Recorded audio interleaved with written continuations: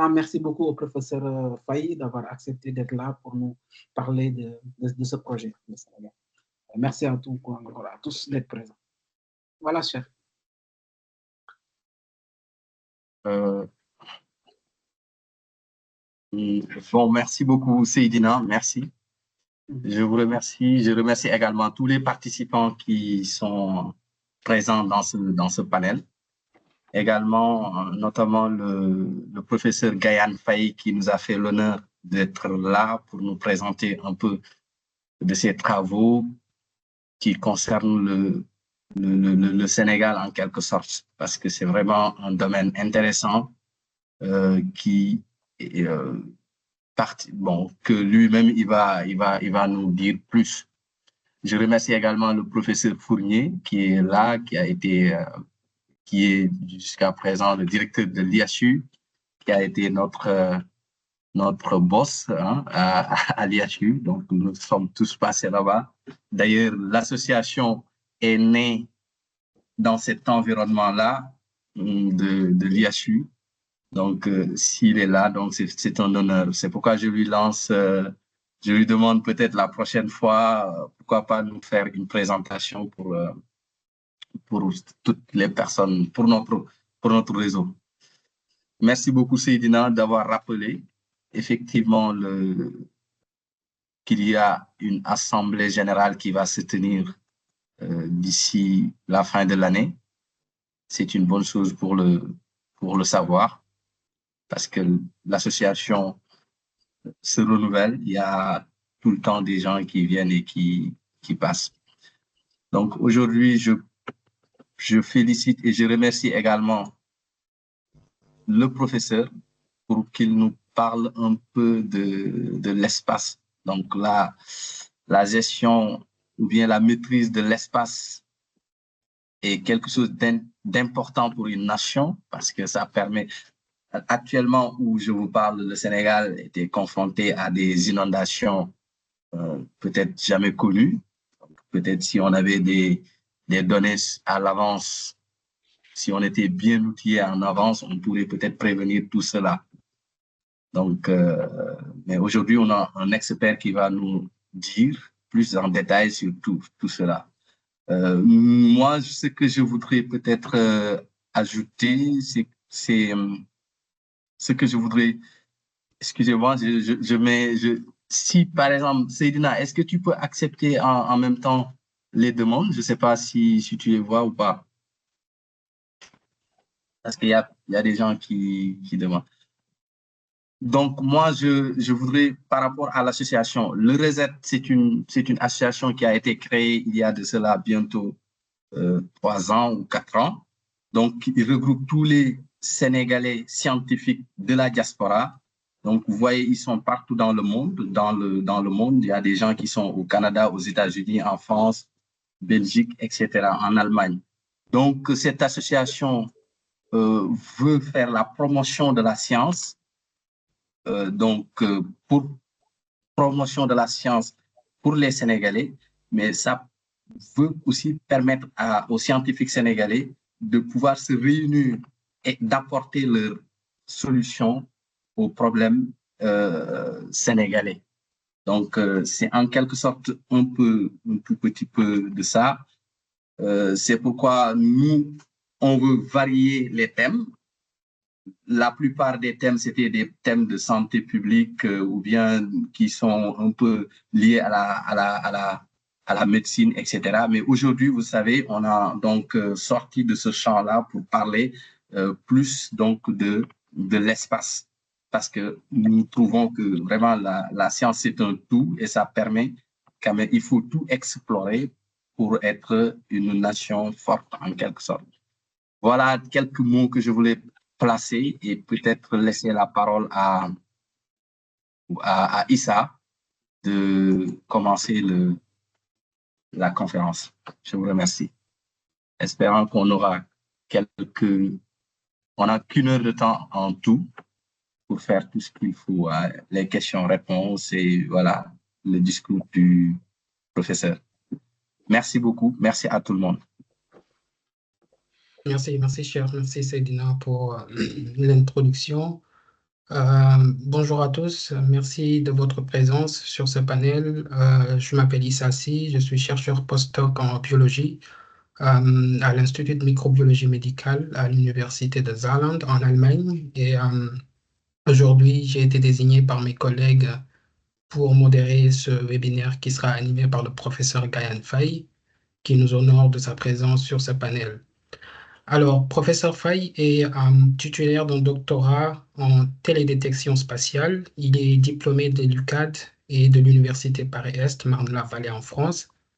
Fort de son expertise dans le domaine, suite à de nombreux travaux de recherche réalisés au niveau du Centre de suivi écologique, il a été choisi pour diriger une équipe de recherche au sein du ministère de l'Enseignement supérieur, de la Recherche et de l'Innovation, où il est en quelque sorte en charge de la coordination du projet spatial du Sénégal, plus connu sous le nom de SENSAT.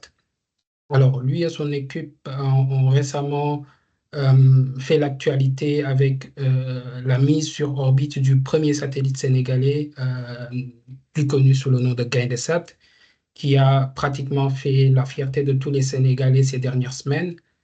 Et le professeur Faye est par ailleurs membre du réseau académique de Global Monitoring Environmental and Security in Africa, qui est en quelque sorte un réseau académique de la Commission de l'Union africaine. Donc voilà une petite présentation du professeur. Et sur ce, je vais plus tarder pour lui donner la parole pour qu'il nous fasse sa présentation sur le thème le Sénégal à la conquête de l'espace, enjeux et perspectives. Donc, professeur Faye, vous avez la parole. Bonjour, s'il vous plaît. Il y a des gens qui attendent à la salle d'attente. Si vous voulez laisser la connexion pour qu'ils se connectent. Merci. Pour les organisateurs. Merci.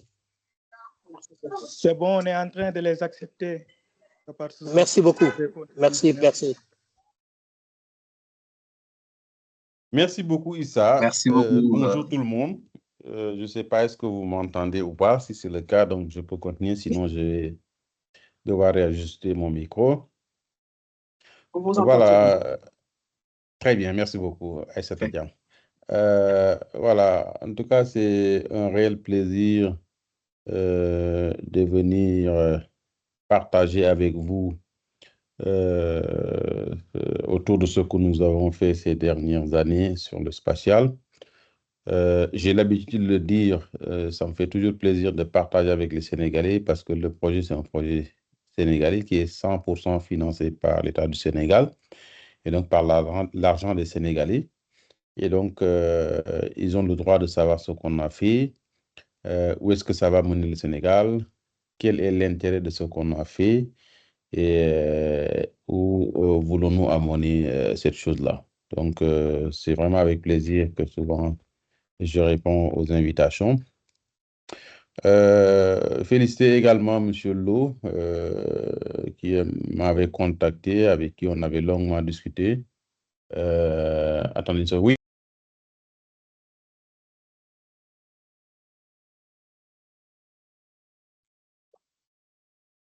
Vous avez coupé votre micro, professeur. Oui, excuse-moi, il y avait quelqu'un qui était entré dans le bureau. Ah. Donc, sorry, donc, parce que je suis au bureau, c'est pour ça. Donc, je disais que, et voilà, remercier et féliciter Lo qui m'avait contacté, avec qui on a discuté et qui m'avait fait l'honneur de m'inviter à venir vraiment partager avec vous autour du spatial. Alors, j'ai une présentation que peut-être j'aimerais partager avec vous. Est-ce que je ne sais pas si j'ai la main ou pas? Si c'est le cas, est-ce que j'ai la main pour partager? Bon, je vais essayer. Oui, essayez de voir d'abord, je pense.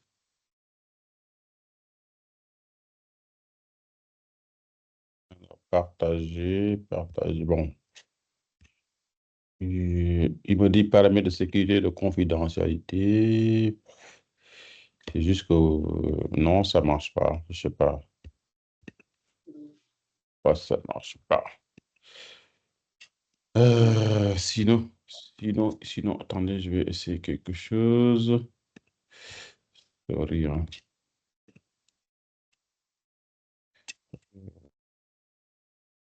c'est quelque chose. Issa,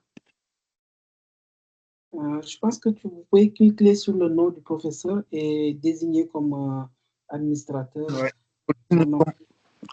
Principal. Peut-être c'est à cause de ça que je ne parviens pas à...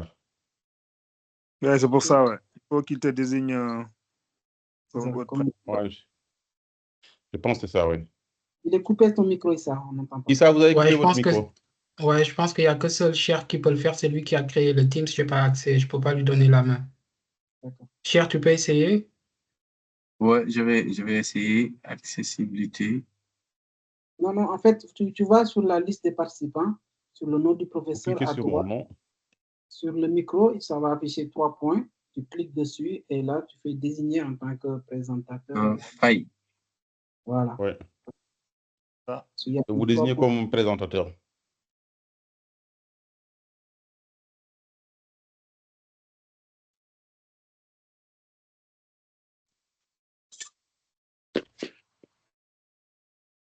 Je pense que c'est un peu...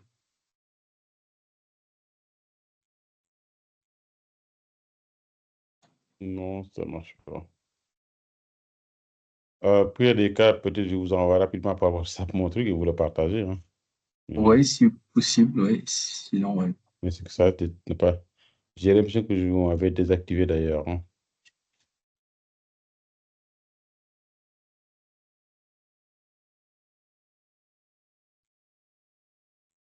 Tu as réussi à désigner en tant que présentateur, Cher? Non, non, non. Là, je ne parviens pas. J'ai pas... Cher, moi, quand j'essaie Oui. de faire partager, je peux le faire. Donc, je crois qu'il n'y a pas à désigner l'administrateur ou pas. Oui, Il c'est suffit juste ce que le je- professeur c'est à ce que côté j'avais est quitté, compris, en fait. il a partagé et puis il clique dessus, il peut partager son écran. Vous Oui, avez le sinon, micro vous coupé, m'envoyez ça professeur. par Quand je WhatsApp. mets ça par écrit, lui, seuls les organisateurs et les présentateurs d'une réunion peuvent partager du contenu. Donc, ce n'est même pas actif chez moi. Il faut impérativement qu'il soit désigné. Bah, au pire, Organisateur. il me l'envoie. Moi, je ne sais pas est-ce que je peux le faire ou pas. Je sais pas. Bon. Attendez, je vais essayer d'envoyer ça par... Envoyer ça, donc, On voit un pas écran. l'idéal. C'est qui ça? votre- C'est votre écran? Non? Non, c'est le mien. C'est pour ça que je dis, moi, Ah, je peux ok, partager, d'accord. mais normalement, Je sais pas, oui. il peut le faire directement. Ou au pire, vous me l'envoyez par mail. Je ne sais pas si vous l'avez. Et puis moi, je vais essayer de le partager pour vous, au pire. Comme ça, on gagne du temps. Attendez, je vais envoyer ça à Cher. Ouais.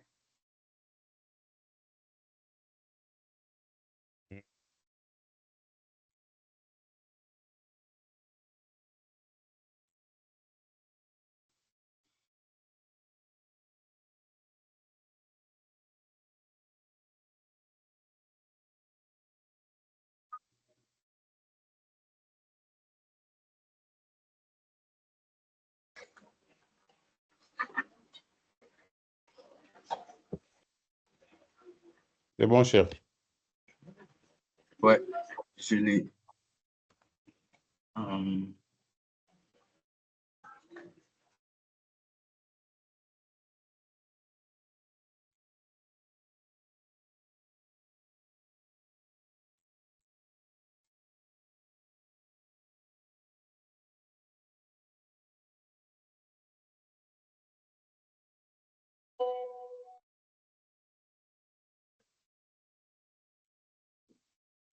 C'est bon pour, Oui, mets la diapositive, un diaporama.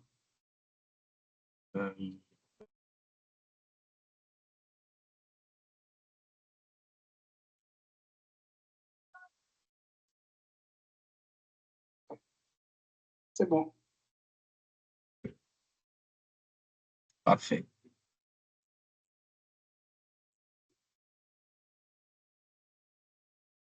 C'est bon. Professeur, vous voyez l'écran? Autorisé, voilà. C'est bon? Oui. Vous voyez l'écran? Ok, c'est bon. Bon, même moi, j'ai pu régler mon truc de partage, enfin. Ok, d'accord. Donc, j'enlève ça. Je vous laisse Non, partager. c'est pas grave, on va pas perdre du temps, c'est pas grave, on y va. Très bien. Voilà, merci beaucoup. Donc, je voulais vraiment partager avec vous, dans un premier temps, le projet Sensat, parce que souvent, c'est GAINDESAT qui est plus connu parce que les gens ont beaucoup communiqué sur le satellite GAINDESAT. Mais sachez que derrière le satellite GAINDESAT, il y a un projet dans lequel travaille une équipe de Sénégalais et donc qui a permis d'arriver à ce résultat-là. Alors, un peu l'histoire du projet Sensat, qui est un projet porté par le ministère de l'Enseignement supérieur, de la Recherche et de l'Innovation, et qui est un projet 100% financé par l'État du Sénégal. Alors, c'est parti d'une idée de faire entrer le Sénégal dans le spatial. Et dans cette idée de faire entrer le Sénégal dans le spatial, nous avons pensé travailler avec des structures qui ont de l'expérience pour gagner du temps et pour faire un saut d'étape. Et donc, c'est dans ce cadre-là qu'il y avait des discussions avec Ariane Group, qui finalement s'est retiré du projet et que nous avons été invités à travailler avec le Centre spatial universitaire de Montpellier, qui avait une expérience, qui était un centre de formation, de recherche et d'ingénierie spatiale. Et en discussion avec ce centre, donc, nous avons décidé d'envoyer des ingénieurs pour la formation dans le développement d'outils spatiaux, cela pour nous permettre de disposer d'une véritable équipe pour porter vraiment les ambitions spatiales du Sénégal. Parce que comme je le dis souvent, c'est que nous ne pouvons pas être ambitieux dans le domaine spatial sans pour autant penser à former des ressources humaines. Parce que sans des ressources humaines, nous serons toujours dépendants. Nous pouvons avoir la possibilité d'aller importer de la technologie finie ou bien louer les services des gens qui font dans le spatial, mais nous ne serons jamais autonomes, nous ne serons jamais indépendants. Et donc, pour vraiment concrétiser cette forte ambition, il faut bâtir une véritable équipe de Sénégalais pour porter cette ambition-là. Donc, slide. Le suivant.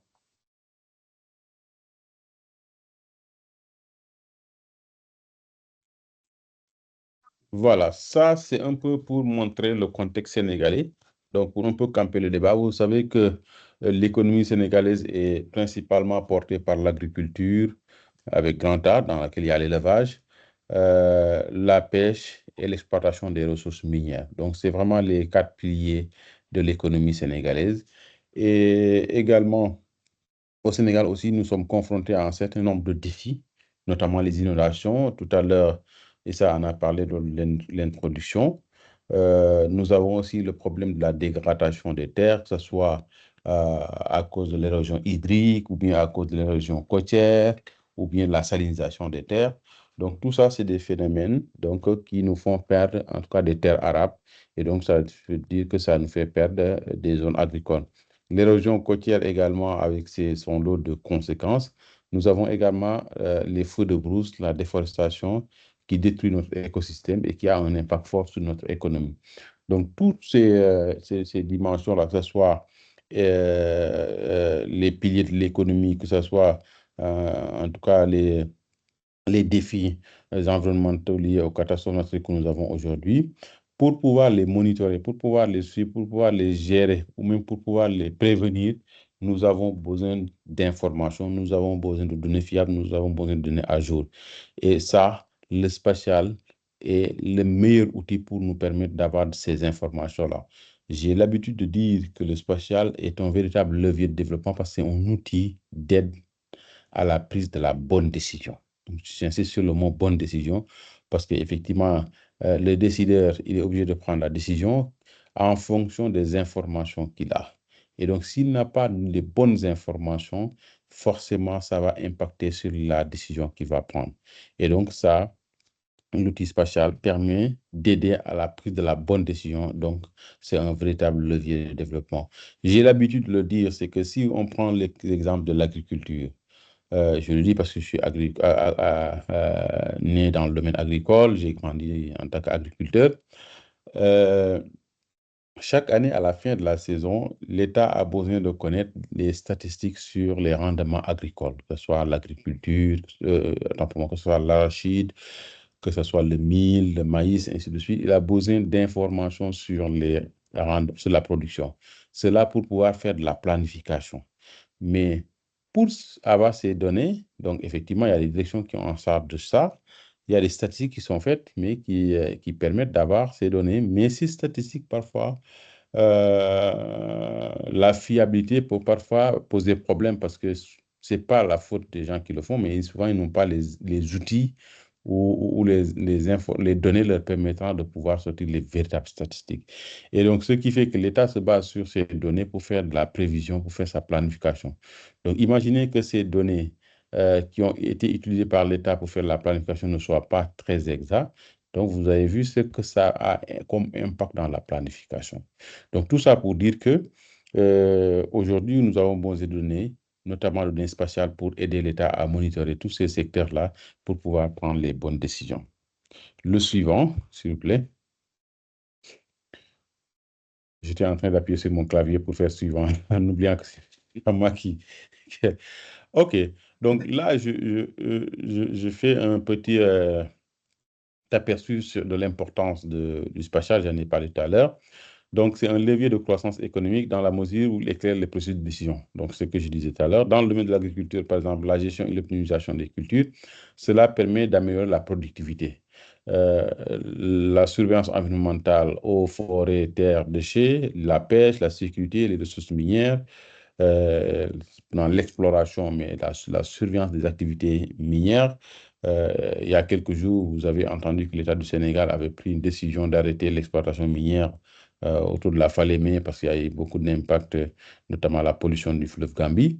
Et donc, si on avait des données fiables qui permettaient de faire suivre, ça nous permettrait de pouvoir voir exactement où est-ce que le problème vient, dans quelle zone où il y a plus de problèmes, et donc pouvoir aider l'État à circonscrire les zones d'interdiction. Mais là, ils ont pris une décision globale parce qu'ils n'avaient pas toutes les informations. L'eau, l'assainissement, la gestion des ressources naturelles, des inondations des régions côtières, l'aménagement du territoire, les télécommunications, l'éducation, la santé, même avec la télémédecine. Donc, tout ça, donc pour vous dire, le spatial est aujourd'hui incontournable. On ne peut pas faire sans le spatial aujourd'hui. Et comme on ne peut pas faire sans le spatial, il serait important de chercher à maîtriser ces technologies. Il serait important de chercher à avoir une certaine souveraineté dans cette technologie-là. Donc, suivant, j'ai l'impression que l'écran est parti. Monsieur le Didier, on ne voit plus. Oui.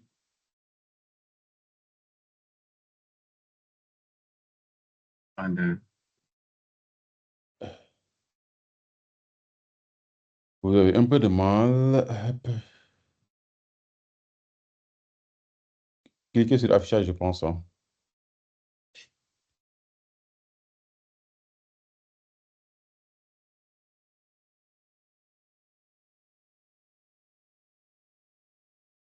Est-ce que vous voyez maintenant mon écran?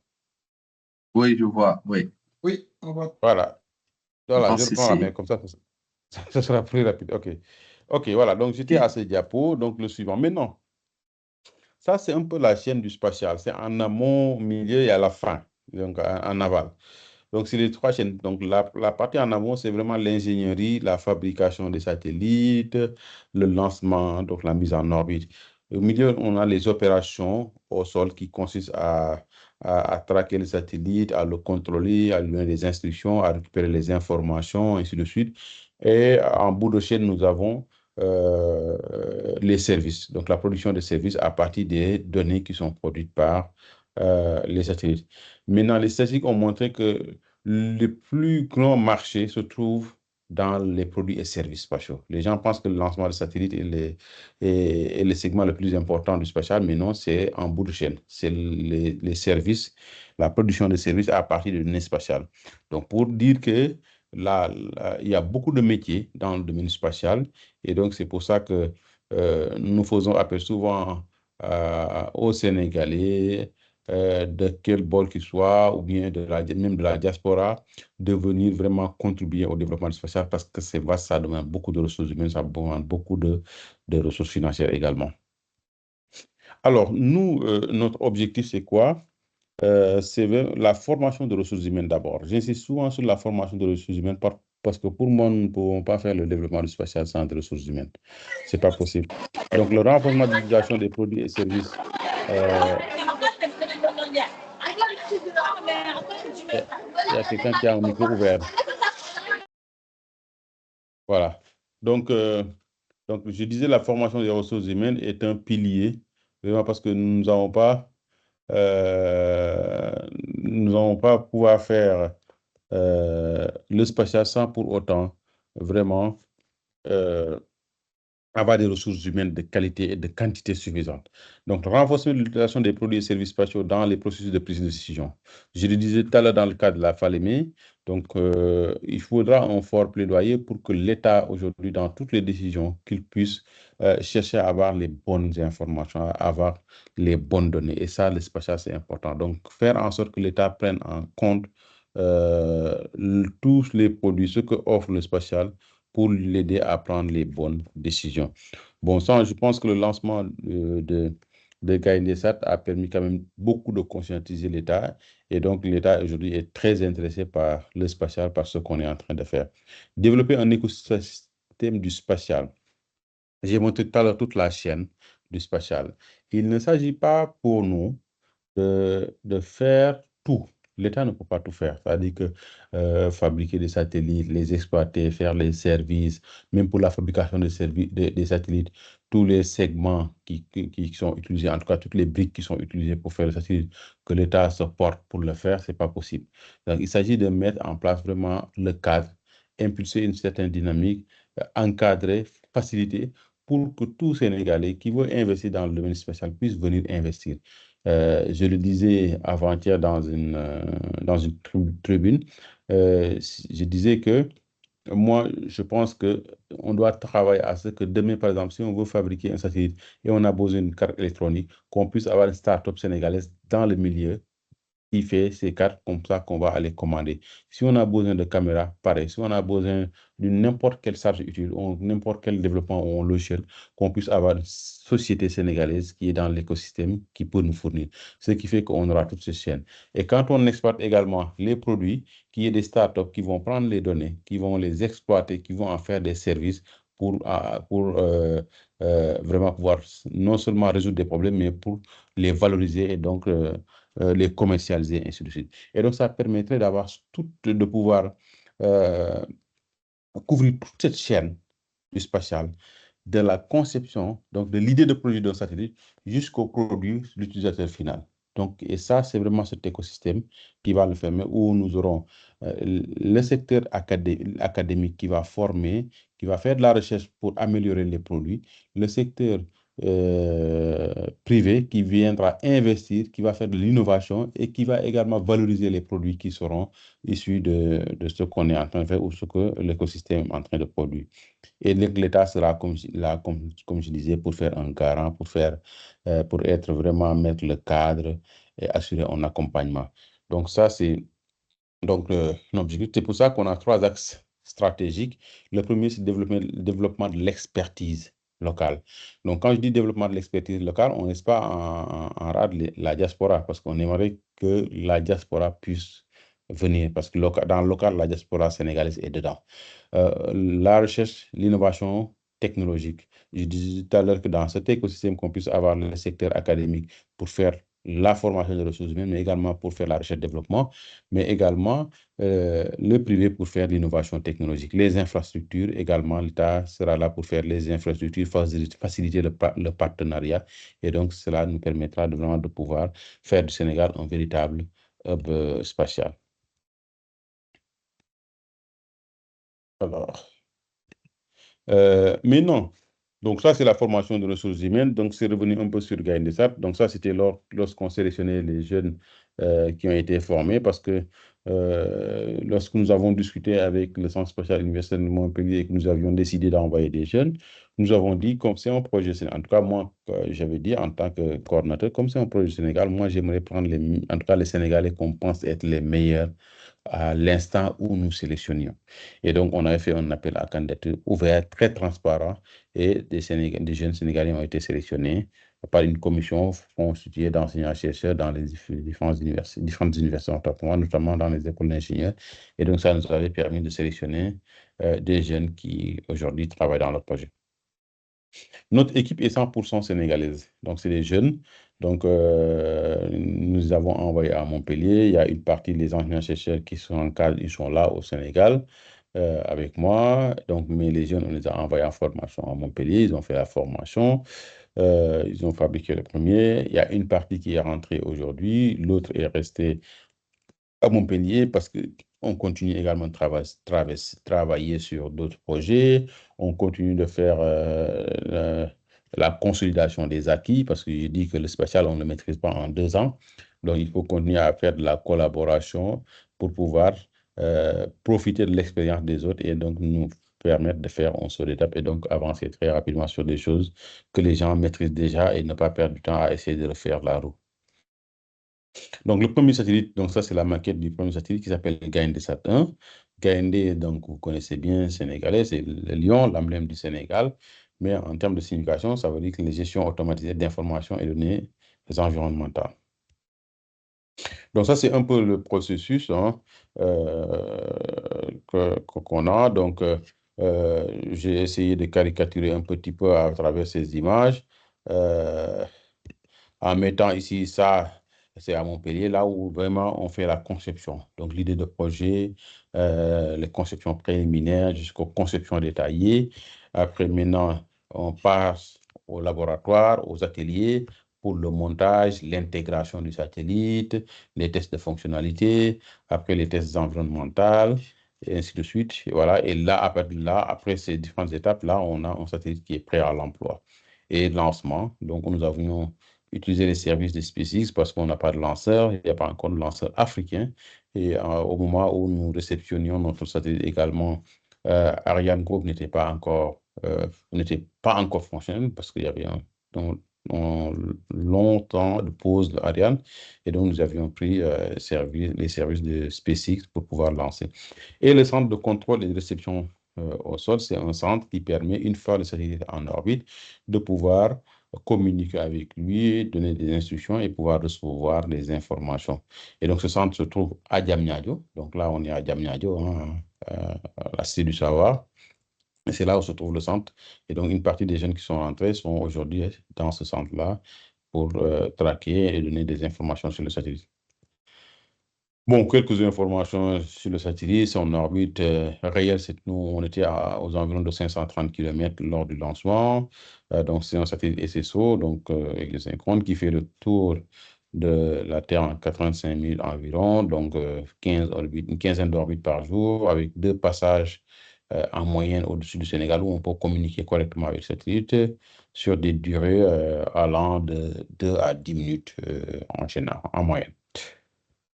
Donc, ce satellite a 2 missions parce que, initialement, quand nous avons commencé à travailler avec Montpellier, l'idée, c'était vraiment de mettre en orbite un satellite pour commencer l'apprentissage, maîtriser la technologie.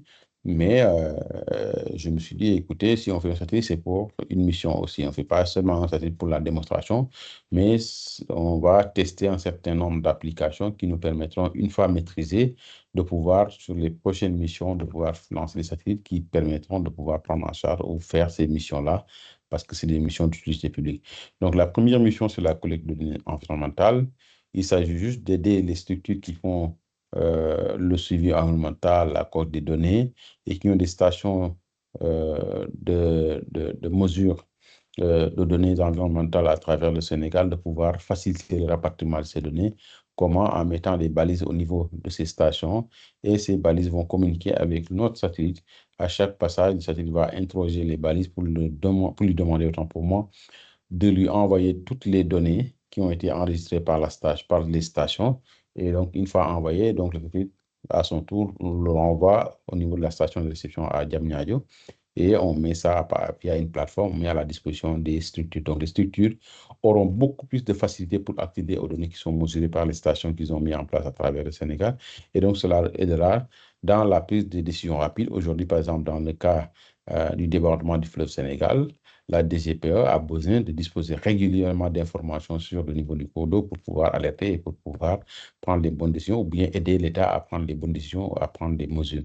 Donc, c'est une véritable mission que nous sommes en train de tester aujourd'hui et que nous souhaitons que vraiment, si tout se met en place, tout marche dans les prochaines missions, qu'on le mette à l'échelle pour que vraiment toutes les structures de l'État qui font de la collecte d'informations puissent utiliser nos services pour pouvoir facilement collecter des informations.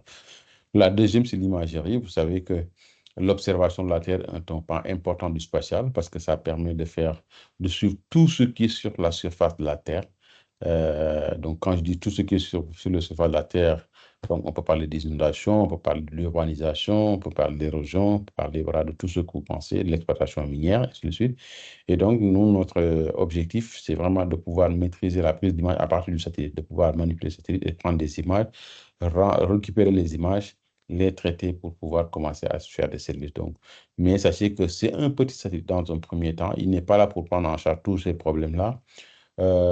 Il n'est pas là pour donner des images comme celles aujourd'hui fournies par la NASA, parce que c'est une longue histoire, ou l'ESA, mais ça, c'est un début qui nous permettra de maîtriser la technologie et petit à petit améliorer pour pouvoir aller à un niveau qui permettrait de prendre en charge un certain nombre de problèmes donc, que notre pays vit actuellement. Donc voilà, j'ai été un peu long, j'ai voulu laisser un peu de temps pour les questions-réponses, mais bon, parfois quand on parle avec passion, on dépasse facilement le temps sans s'en apercevoir. Merci beaucoup.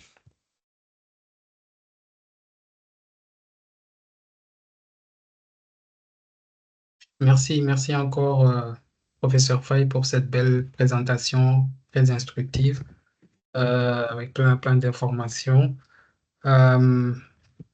Alors, je pense qu'on peut commencer avec les questions-réponses. S'il y a des personnes qui sont intéressées, même si vous n'avez pas de questions et que vous voulez juste intervenir, vous pouvez demander, on vous donne la parole. Ou si vous voulez, il y a le chat aussi, vous pouvez écrire vos questions et on pourra les poser au professeur. Donc, je vois qu'il y a Maguette, le professeur Maguette Ndiaye qui veut prendre la parole. Allez-y.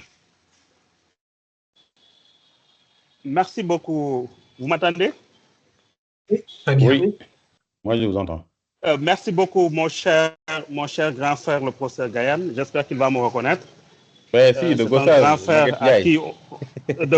de Gossas. Parfait, parfait. Oui, Donc, je remercie tout d'abord les organisateurs de m'avoir invité en tant que président également de l'Académie des jeunes scientifiques du Sénégal.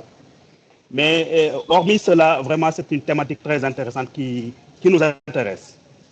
Je pense que le professeur Gayan l'a dit. C'est un satellite, d'après ce qu'il a dit, qui collecte des données environnementales. Moi, je vais lui dire, il ne faut pas qu'on soit trop simpliste, parce que les données environnementales, toutes les données que vous allez collecter, même on peut intégrer cela, même si c'est en miniature, par exemple les données sanitaires. Parce qu'en cartographiant l'environnement, il y a des maladies à transmission vectorielle. Ça nous permet vraiment de voir quels sont les vecteurs et pouvoir cartographier ces maladies. Les maladies virales et les maladies qui sont liées à l'eau. Parce que d'avoir un satellite comme ça, vraiment qui parvient en un temps record d'avoir autant de données, moi je pense qu'on ne peut féliciter l'équipe du professeur Gaillard. Parce que c'est une prouesse. C'est une demande qui a été là depuis très longtemps. Nous, on n'a que des données parcellaires. Avoir cet outil qui nous permettra d'avoir des données de grande valeur, des données agrégées, ça permettra de faire des analyses in fine qui pourront vraiment aider les décideurs à prendre des décisions, si je me répète. Vraiment, je suis ravi vraiment de se connecter un peu en retard parce que je suis hors du pays également pour des questions administratives que vous connaissez. Mais c'est vraiment pour vous dire que ça nous intéresse et je sais que ça peut être un grand apport pour la nation sénégalaise, aussi bien que pour les données environnementales qu'il a si bien dit, mais également penser peut-être dans un futur très proche pouvoir intégrer d'autres paramètres tels que les données sanitaires. Parce que les données environnementales, de nos jours, on sait qu'ils ont un impact direct sur la santé. Connaissant les données environnementales, on peut faire vraiment des analyses beaucoup plus poussées. De nos jours, vous avez vu l'histoire de la Covid. Et ça ne va pas finir, les virus vont venir, les maladies à transmission hydrique. Il a parlé tout de suite le débordement du fleuve. Ça aura des conséquences. Beaucoup de gens pensent que peut-être c'est des conséquences environnementales, mais on aura des conséquences sanitaires qui peuvent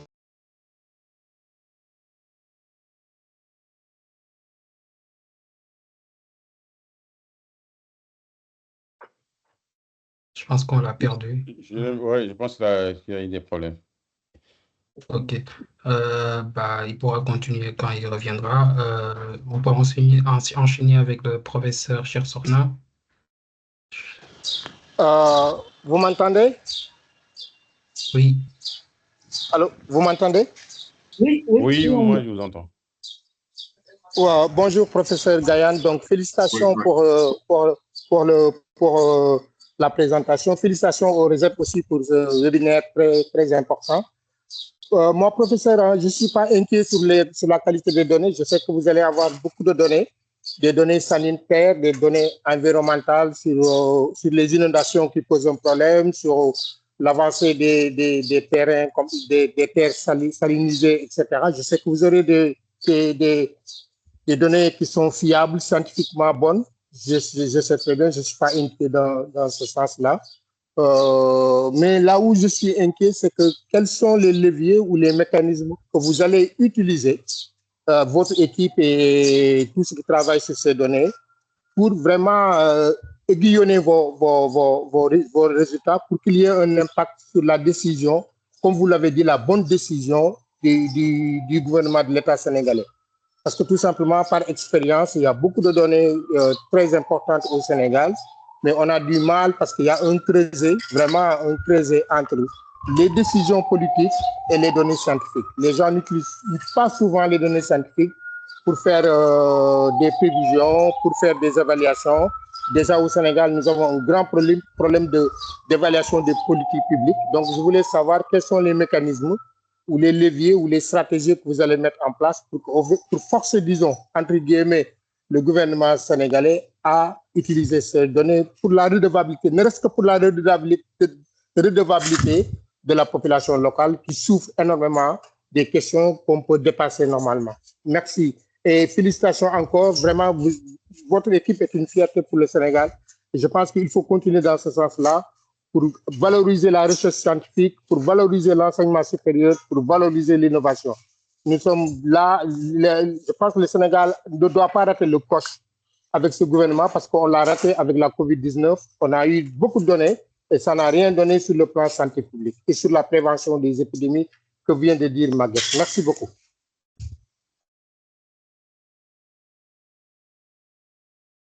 Merci. Bon, je ne sais pas, est-ce que je réponds au fur et à mesure ou bien... Oui, allez-y, vous pouvez en faire répondre. Voilà, merci beaucoup. Hein. C'est très intéressant son intervention. En fait, nous, ce que nous avons fait, c'est que nous sommes partis de besoins exprimés par des structures de l'État. C'est pour ça qu'on travaille avec des structures qui ont leur rôle régalien de la collecte d'informations. Nous travaillons avec la DGPRE, nous travaillons avec l'ANACIM, nous travaillons avec OLAC, surtout. Donc, c'est ces trois-là. Eux, ils ont ce devoir de collecter des informations, certaines sur l'eau, sur le climat, sur la pluviométrie, et ainsi de suite. Et donc, notre objectif, c'est de mettre en place un système qui les permet de faciliter cette collecte. Leurs données sont déjà utilisées par l'État. Et donc, il s'agira d'apporter une touche supplémentaire pour les faciliter cette collecte d'informations-là pour la prise de bonnes décisions. Donc, ça veut dire que le service sera utile à l'utilisateur final. Pour l'imagerie, moi, je travaille dans le domaine de l'utilisation de l'imagerie satellitaire depuis bientôt une vingtaine d'années sur l'utilisation de données satellitaires pour l'environnement, pour la gestion agricole, pour ainsi de suite. Et dans ce cas, il y a des structures aujourd'hui au Sénégal comme la DAPSA, la Direction des statistiques agricoles, comme le Centre de suivi écologique qui est le bras armé du ministère de l'Environnement, comme d'autres structures qui travaillent aujourd'hui dans l'utilisation de ces données pour résoudre certaines problématiques. Donc aujourd'hui, nous sommes en collaboration avec eux. Donc demain, si nous avons un satellite qui permet par exemple de donner des images à très haute résolution, en tout cas à une précision très fine, on les mettra à disposition des structures qui vont les traiter et donc pour pouvoir maintenant donner la bonne décision. Et donc ça leur permettra également de limiter le coût d'achat des images. Aujourd'hui, qui est très cher pour certaines images de certaines précisions. Par exemple, aujourd'hui, il y a 2 projets de l'État que je connais. Il y a un projet qui s'appelle PGIS, autant pour moi, au niveau du ministère de l'Eau, C'est un projet pour la lutte contre les inondations qui avait acheté il y a 2 ans, je pense, si je ne me trompe pas, des images satellitaires pour une grande partie du territoire à un coût très, très cher. Je pense que c'est à coût de milliards. Récemment également, il y a un projet qui est basé, je pense, à la primature, au ministère des Finances, qui s'appelle le PROCASSEF. C'est un projet de sécurisation foncière au niveau rural et également qui avait acheté des images satellitaires pour pouvoir faire correctement le travail à coût de milliards. Donc, demain, si le Sénégal a un satellite qui permet d'avoir des images très fines, dans ce cas-là, ces projets et programmes n'auront plus besoin d'aller acheter des images, mais utiliseront directement les images. Et donc, ça, c'est un gain énorme. Et donc, ça permettra d'utiliser les données. Et ce qui va également faciliter l'appropriation et l'utilisation des produits, c'est la mise en place de cet écosystème. Parce que si nous avons cet écosystème, et dans l'écosystème, nous mettons en place ou nous accompagnons des startups qui travaillent dans la valorisation des données qui sont collectées par les satellites, dans ce cas-là, ces structures vont les valoriser, vont les commercialiser, et donc c'est à eux maintenant de faire en sorte que les décideurs donc, puissent utiliser ces données pour la bonne décision. Donc, tout dépend de la démarche. Il ne s'agira pas juste de fabriquer des satellites, lancer, exploiter, avoir les données dans ces, dire que les gens venaient prendre. Sinon, certains ne sauront pas que ces données existent, d'autres, ils sauront que ça existe, mais ils n'ont pas les capacités de les traiter pour en sortir en série ou bien pour résoudre des problèmes qu'ils rencontrent. Donc, voilà pour moi la démarche qu'on est en train de mettre à place qui permettra de répondre à cette question. Merci. Cher Corne, merci. Alors, on peut enchaîner. Je pense qu'il y avait quelqu'un qui avait levé la main, mais je ne vois plus. Il y a des questions sur le chat également. Hein.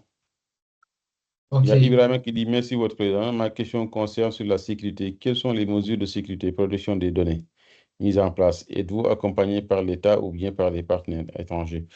Alors, c'est une excellente question. On a la chance ici à Diamniadio d'être dans le même bâtiment que la CNRI. La CNRI, c'est la cyberinfrastructure pour l'enseignement et la recherche. Et donc, qui dépend du ministère de l'enseignement supérieur, qui a un supercalculateur. Aujourd'hui, je pense que vous avez entendu parler du supercalculateur du Sénégal. On est dans le même bâtiment et qui est en train d'acquérir un data center. Donc, ça veut dire qu'on va travailler en proche collaboration avec eux pour le stockage des données. Et demain, si on veut faire du processing de ces données, qu'on puisse utiliser le supercalculateur pour faire le processing des données.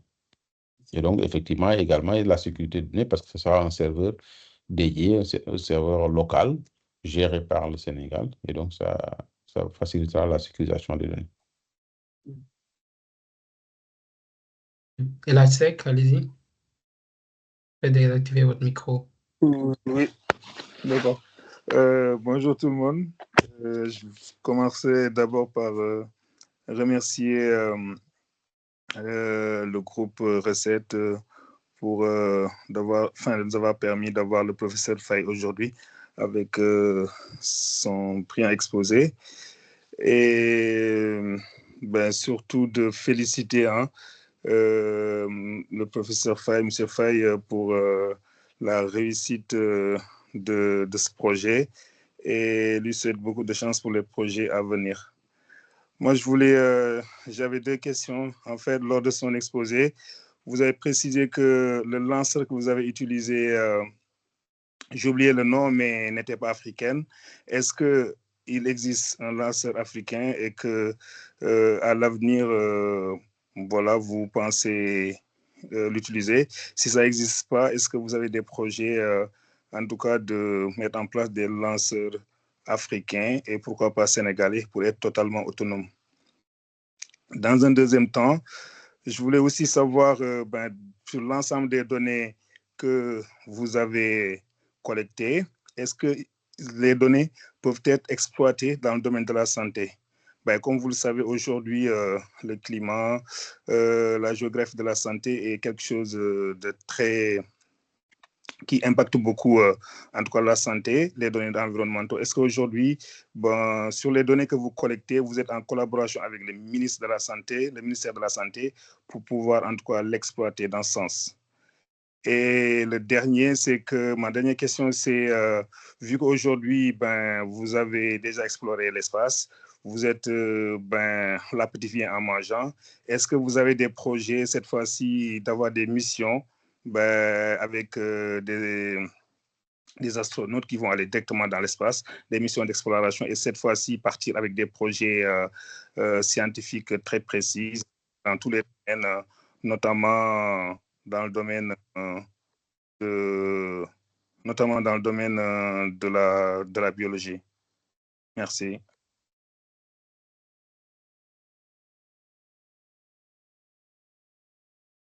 On ne vous entend pas, votre micro est coupé. Pardon, j'avais un appel entrant. Je disais que maintenant que vous avez exploré l'espace avec ce premier satellite... Non, et là, on vous a entendu, je parlais du professeur. Ah, d'accord, merci. Ok, ben écoute, j'avais ces 3 questions.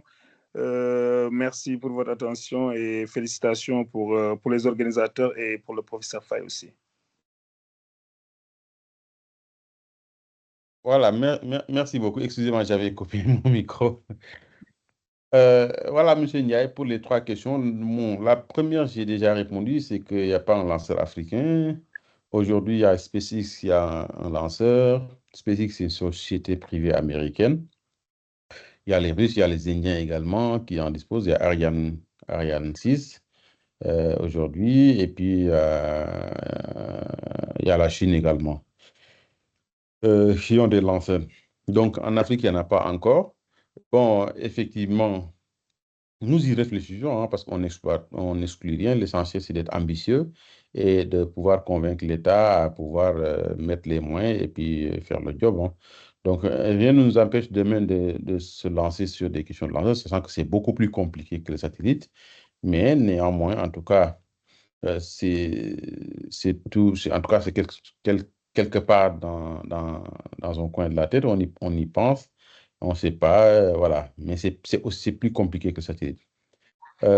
Pour le ministère de la Santé, on n'est pas en contact avec eux parce que, comme j'ai dit, les premiers satellites qu'on a mis en place n'est pas là pour résoudre tous les problèmes dans le domaine spatial. Parce qu'il y a beaucoup de choses qu'on peut faire avec les satellites, mais on définit une mission. Nous avons défini une première mission qui consiste à collecter les données pour les structures qu'on a identifiées et faire de l'imagerie, mais les images ne sont pas à une certaine résolution qui permet de faire certaines applications. Mais ça nous permet de faire des tests. Et que demain, par exemple, si on veut lancer un deuxième satellite, on dira, écoutez, quelles sont les missions prioritaires? On identifie un certain nombre de missions prioritaires, de besoins prioritaires autant pour moi, et on va mouler notre mission pour pouvoir prendre en charge ces besoins. C'est comme ça qu'on évolue jusqu'à avoir des satellites qui permettront de pouvoir prendre en charge un certain nombre de problématiques. Alors, l'astronomie, pour le moment, non. C'est vraiment pas encore dans nos objectifs parce que c'est quelque chose qui coûte cher, qui demande beaucoup d'investissement, qui demande beaucoup de ressources humaines et le résultat dans l'immédiat n'est pas là. Donc, je pense que pour des États comme les nôtres qui ont une économie qui n'est pas encore assez solide, s'aventurer dans l'astronomie, ça serait pour moi du gâchis. Maintenant, rien ne nous empêche de collaborer avec des structures ou des États qui ont l'ambition astronomique et donc pour pouvoir contribuer, accompagner ou pouvoir bénéficier des retombées des explorations qu'ils sont en train de faire. Mais pour que le Sénégal, en tout cas pour le moment que nous, on lance à faire de l'astronomie, pour le moment, ce n'est pas dans nos objectifs. Merci. Ou simplement de former des jeunes astronautes qui pourront participer à des missions, d'autres missions. Oui, effectivement, la formation, on va former dans tous les corps de métier, c'est ça notre objectif. Mais comme j'ai dit, ça dit que le plus simple, c'est de voir avec des structures ou des États qui ont cette ambition et qui ont ces moyens et collaborer avec eux et voir comment nous, on peut contribuer, ne serait-ce peut-être envoyer des jeunes là-bas ou des trucs comme ça, quoi. Mais pour le moment, le gros du lot, nous, on se focalise vraiment dans un premier temps sur l'observation de la Terre et la collecte de données dans un premier temps. Après, on peut aller vers la télécommunication par satellite. Également, on peut aller vers le système de positionnement par satellite. Voilà, mais ça, c'est des choses qui sont beaucoup plus difficiles à mettre en œuvre et qui prennent du temps. Merci. Merci pour vos réponses. Alors, il y a Mamadou Ndiaye qui va intervenir. Oui, bonjour tout le monde. Bonjour professeur. Et merci pour votre présentation. C'était très clair et très riche en termes de performance. Donc, je vous félicite, enfin, je prends l'occasion de vous féliciter, vous et votre équipe qui nous a fait cette prouesse-là. Alors, moi, je suis ingénieur en sites et sols pollués. Donc, nous travaillons beaucoup sur la vulnérabilité des sols, des sous-sols ainsi que des eaux souterraines. Donc, cette question-là, moi, m'interpelle par rapport aux données qu'on peut recueillir pour les problématiques environnementales qui, forcément, ont des conséquences sur les risques sanitaires donc, de la population. Et cette question-là, elle est reléguée au second plan au Sénégal parce qu'aujourd'hui, on n'a pas de suivi ou en tout cas, il n'y a pas il y a pas de loi ou de texte qui permettent de protéger la population par rapport aux pollutions qu'il peut y avoir au Sénégal. Donc là, aujourd'hui, on a une politique de développement industriel, mais on ne connaît toujours pas les conséquences que ça engendre chez les populations. Est-ce que vous, à votre niveau, vous avez un projet de formation, en tout cas de jeunes, qui pourraient être des alertes par rapport à ces conséquences-là et en utilisant ces données donc, de cette satellite-là qui est lancée pour permettre d'anticiper ces conséquences? Voilà, c'est la question que je voulais poser. Merci beaucoup. Non, en fait, je pense que il y a des structures qui ont des rôles avec qui on travaille. C'est pas à nous de faire toute la chaîne, comme j'ai dit. Donc, nous, on va apporter notre contribution parce que même si, par exemple, demain, je prends le cas de l'agriculture, j'aime bien prendre le cas de l'agriculture. Si on produisait des données permettant à bien faire le monitoring agricole, ce n'est pas à nous de faire le monitoring agricole. C'est la direction des statistiques agricoles qui va le faire. Maintenant, nous, on peut les accompagner, à les former pour qu'ils disposent des ressources humaines pour le faire. Mais c'est à eux de le faire, avoir les données, à donner à l'autorité ou à guider l'autorité, parce que c'est leur rôle.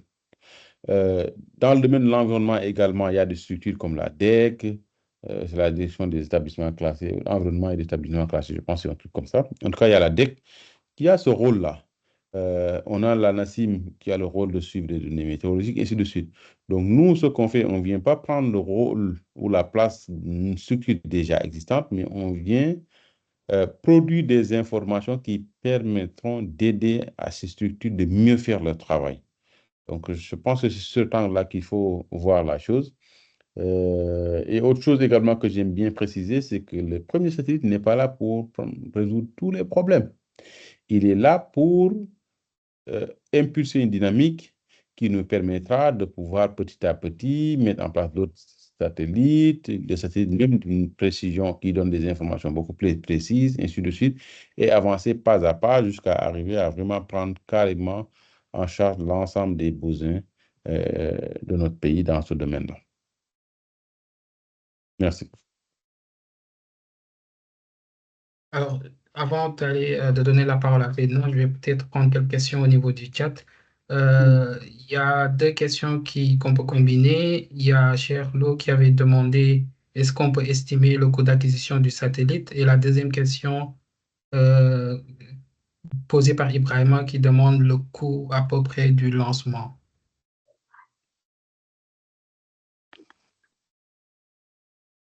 Activez mon micro. Le lancement, c'est pas cher. Hein. Généralement, les petits satellites, ça coûte moins de 30 millions. C'est rien du tout pour un État. Bon, maintenant, ça dépend de la taille du satellite. Donc, plus le satellite grandit, plus le coût du lancement peut... Et même si vous faites la réservation très, très tôt, vous pouvez avoir à des coûts beaucoup moins chers.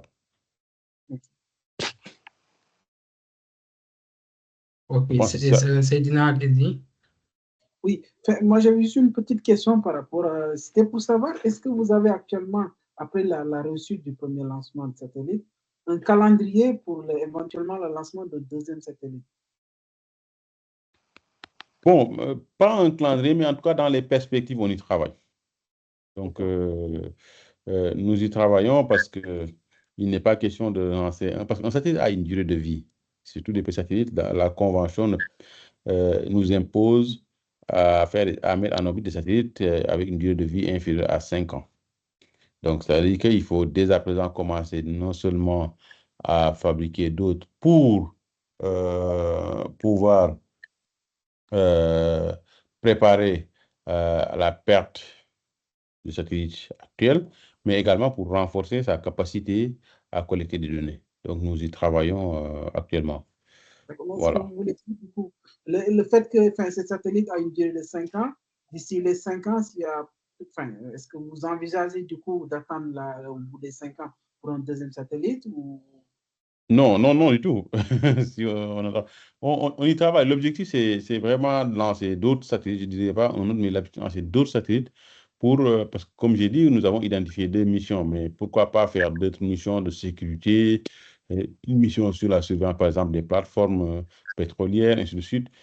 On peut y envisager plusieurs missions, et donc, ça veut dire que pour ces missions, il faut impérativement aller fabriquer d'autres satellites.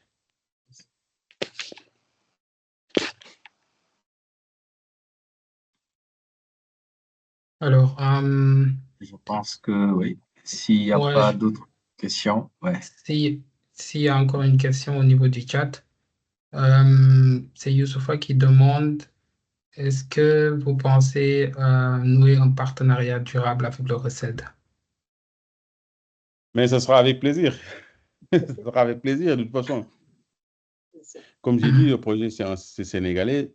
Tous les Sénégalais, qu'ils soient au Sénégal ou à la diaspora, nous avons besoin de tous les Sénégalais. Donc, Reset, donc, c'est des Sénégalais, je pense, à majorité qui sont dans la diaspora. Et donc, forcément, nous sommes ouverts à collaborer avec les Reset pour pouvoir, en tout cas, nous aider déjà à faire la cartographie des compétences dans le domaine, dans la diaspora, et également des Sénégalais qui seraient intéressés à venir rejoindre notre aventure. Moi, j'avais une petite question. C'est encore moi, Mamadou, pardon.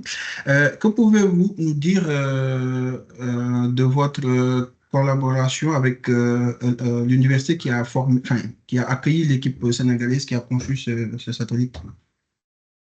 L'Université de Montpellier. Oui. Si, on continue de collaborer parce que, comme j'ai dit, l'Université de Montpellier a une grande expérience dans le domaine. Donc, on collabore avec eux non seulement pour continuer à former des jeunes, mais également pour nous accompagner à mettre en place ces formations-là. Parce que l'objectif, ce n'est pas de continuer d'envoyer des gens à Montpellier, mais de mettre en place des formations au niveau national dans le domaine. Mais également, quand on veut mettre en place des infrastructures, il serait bien de tirer profit de l'expérience des autres parce qu'il y a certaines erreurs qu'ils ont faites certainement en mettant en place leur centre, en mettant en place leurs infrastructures. Collaborer avec eux nous permettront d'éviter les problèmes, en tout cas les erreurs qu'ils ont faites, et donc ça nous permettra d'aller beaucoup plus vite et d'aller avec plus de sécurité. Donc la collaboration continue avec eux. Est-ce que vous êtes ouvert à d'autres collaborations ou vous voulez rester calme? J'ai pas compris. Est-ce que vous êtes ouvert à d'autres types de collaborations ou vous voulez vous centrer sur Montpellier, sur l'Université de Montpellier? Ah non, on n'est pas non, on n'est pas centré. Non, on est très ouvert. C'est juste on a démarré avec Montpellier, mais forcément, on va collaborer avec d'autres, hein, même au niveau africain. Ok. Alors, je vois qu'il n'y a plus de questions au niveau du chat. Moi, j'en ai une. Je pense après, on pourra clôturer cette session. C'est par rapport à l'une des missions de ce projet qui consiste à collecter des images. Est-ce que depuis le lancement jusqu'à présent, vous avez eu à collecter des images en termes de premiers résultats qui, par exemple, peuvent servir à l'État sur la surveillance de certaines zones stratégiques d'exploitation minière? Alors, il faut savoir que quand vous mettez en orbite un satellite, dans les premiers mois, vous faites ce qu'on appelle le commissioning. C'est-à-dire que vous êtes dans les paramétrages, le test de certaines choses, la station sol, le transfert, et donc ça nous permet. Donc, nous avons pu prendre, je pense, deux ou trois images, mais qui n'étaient pas de très, très bonne qualité. Mais en tout cas, d'ici vraiment les 6 premiers mois, c'est surtout le commissioning, c'est les tests, la mise en place des balises et tout ça. C'est sur ça qu'on travaille plus. Voilà, maintenant, après, quand tout sera mis en place, c'est là où on va commencer vraiment à prendre des images et puis chercher à à faire des applications avec. Voilà. Alors, juste une dernière question, après on s'arrête là. Est-ce que ce satellite a une mission sécuritaire? Je veux dire, est-ce que ce satellite pourrait être utilisé dans une surveillance des frontières et des sites sensibles? Alors, ça ne fait pas partie de la mission de ce satellite. Mais comme j'ai dit, si on a une image, l'image après, si on est capable de la traiter, parce que pour les questions de sécurité, il faut des images de plus grande précision. Donc, nous, notre satellite ne permet pas d'avoir des images de très grande précision. Et donc, je peux dire que son objectif premier, ce n'est pas pour la sécurité. Maintenant, rien n'empêche d'utiliser les données pour essayer de faire la sécurité, parce qu'un satellite, dès qu'il est en orbite, il produit des données. Les données, chacun peut les utiliser pour essayer de chercher une application quelconque avec. Voilà. Alors, je pense qu'on arrive au terme de de ce webinaire et merci à toutes et à tous d'avoir participé et on vous donne rendez-vous très prochainement pour un nouveau webinaire et je laisse la parole au professeur pour le mot de clôture et on vous dit au revoir. Voilà, merci beaucoup. Remercie une fois de plus le RICEP pour cette invitation et de nous permettre de partager, surtout avec les Sénégalais de la diaspora, sur ce qu'on est en train de faire. Je dis c'est une aventure donc, qui a démarré quelques années et le lancement du satellite, c'est un aboutissement premier, mais pour moi, c'est une toute petite brique par rapport à notre ambition spatiale aujourd'hui. Ça nous a permis de faire aujourd'hui, de faire du Sénégal un pays ayant un objet dans l'espace. Ça nous a permis aujourd'hui de mettre en place une équipe. Ça nous a permis aujourd'hui de mettre en place certaines infrastructures. Ça nous a permis également de convaincre l'autorité de l'utilité du spatial et donc de lui montrer aussi qu'on est capable de le faire. Mais c'est une toute petite brique. L'objectif, c'est que dans quelques années, qu'on puisse avoir des satellites qui feront la sécurité, des satellites qui vont aider à pouvoir monitorer notre environnement dans sa globalité, à pouvoir aider les décideurs à prendre les bonnes décisions, que demain, s'il y a des inondations, par exemple, le cas aujourd'hui sur le fleuve sénégalais, qu'on puisse vraiment rapidement informer les décideurs, qu'on puisse diminuer la fracture numérique dans le domaine de la télécommunication par satellite, ainsi de suite, ainsi de suite. Et ça, on est capable de le faire aujourd'hui. Dernière chose, c'est vraiment appeler le RICET à nous aider à faire la cartographie des compétences sénégalaises dans la diaspora, dans le domaine spatial, parce qu'on a besoin de tout le monde. Et donc, pour cela, vraiment, on appelle à une forte collaboration pour que toutes les personnes qui sont intéressées à venir contribuer puissent venir contribuer. Voilà, c'est un projet sénégalais pour le Sénégal et porté par les Sénégalais et financé entièrement par le Sénégal. Voilà, merci beaucoup. Merci. Merci encore une Merci fois beaucoup, et professeur. voilà. Et c'était vraiment un plaisir. Et on vous donne rendez-vous très prochainement et on vous souhaite une bonne soirée. Au revoir. Merci beaucoup et bonne soirée. Merci au revoir. beaucoup. Ouais. Allez, bonne soirée à tout le monde. Au revoir. Bonsoir.